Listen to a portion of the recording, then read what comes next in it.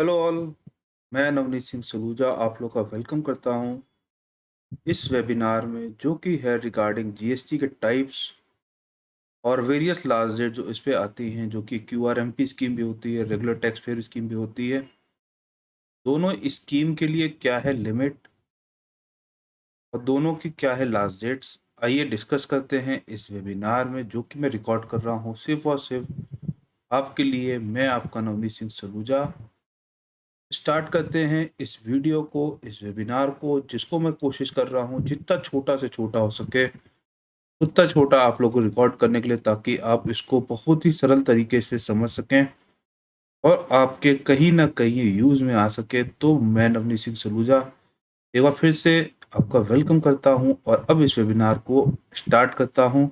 सबसे पहले हम बात कर लेते हैं कि जीएसटी कितनी तरीके की स्कीमें होती हैं। तो जब मुझसे एक क्लाइंट का फ़ोन आया, सर मुझे रजिस्ट्रेशन लेना है, तो मैंने कहा अच्छी बात है। फिर मेरी बात स्टार्ट हुई कि आप उसमें किस स्कीम में आते हैं या आप कौन सी स्कीम लेना चाहते हैं। जब उनसे ये बात हुई वो कंफ्यूज हो गए कि आखिर अब क्या करें। तो मैंने पूछा काम कैसा करेंगे। मैंने कहा अभी तो पहला साल है बिजनेस का, अभी तो जो आपको स्कीम समझ में आती है आप अपने हिसाब से डाल दीजिए। मैं कहा ऐसे नहीं होता, पहले आप अपनी काम बताइए क्या काम है। तो उन्होंने बताया सर कपड़े का छोटा सा काम करेंगे।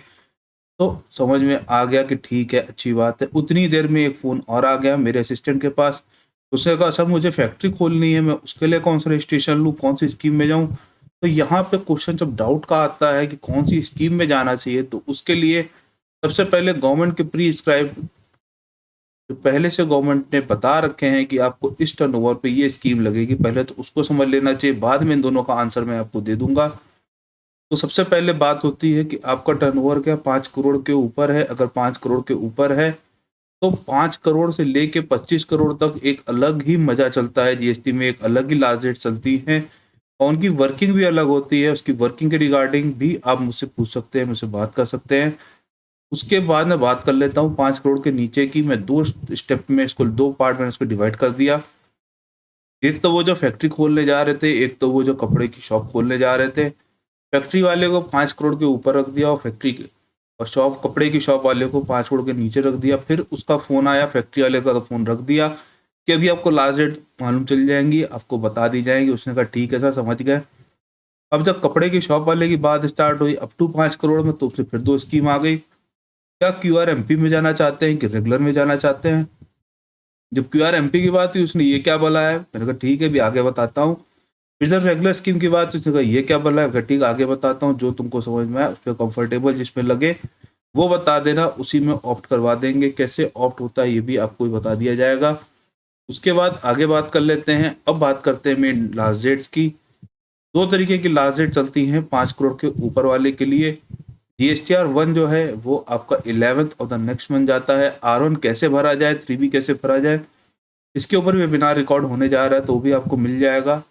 क्योंकि सब ये प्राइवेटली करेंगे तो आपको बहुत ही आसानी से मिलेगा और सिर्फ आपको ही मिलेगा, दूसरे को ये वीडियो नहीं मिलने वाली है। तो R1 की लास्ट डेट 5 करोड़ के ऊपर आप नोट कर लीजिए कि 11 तारीख होती है नेक्स्ट मंथ की, और 3B की 20 तारीख होती है नेक्स्ट मंथ की। तो जो फैक्ट्री वाले का जो फ़ोन था वो तो यहीं पे अब कट गया, क्योंकि इनका काम यहाँ से ख़त्म हो गया। अब आगे बात कर लेते हैं 5 करोड़ से कम वाले के लिए अंडर रेगुलर स्कीम।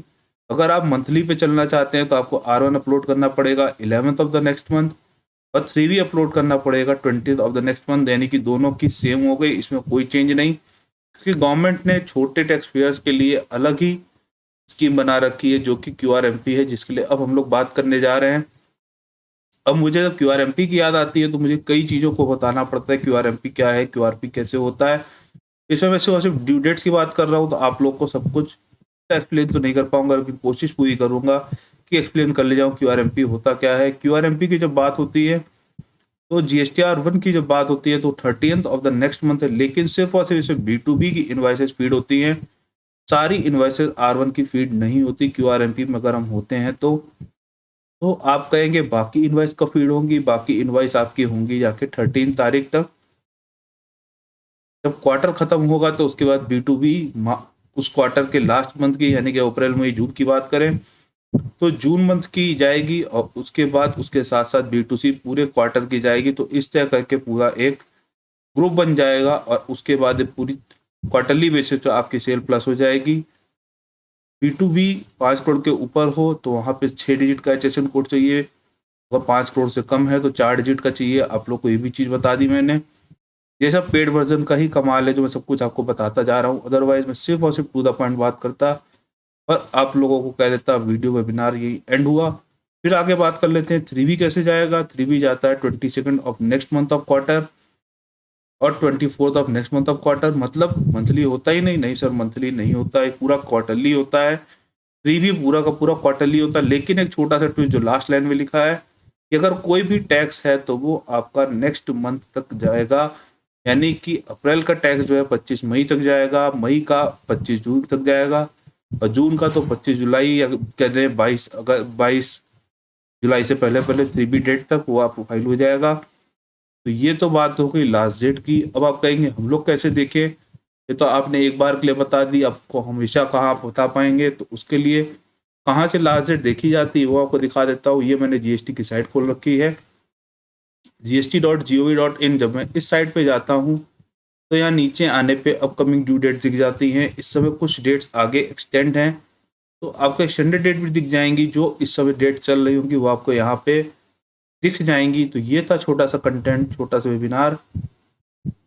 होपफुली मानता हूँ कि आपको मेरा बताने का तरीका समझ में आया होगा। अगर आपको कोई भी चीज़ मुझसे पूछनी है तो नीचे व्हाट्सएप नंबर आपको फ्लैश मिलेगा, व्हाट्सएप से कोई बात कर सकते हैं। यहीं पे वीडियो को समाप्त करता हूँ, यहीं वेबिनार को एंड करता हूँ। Till then Tata.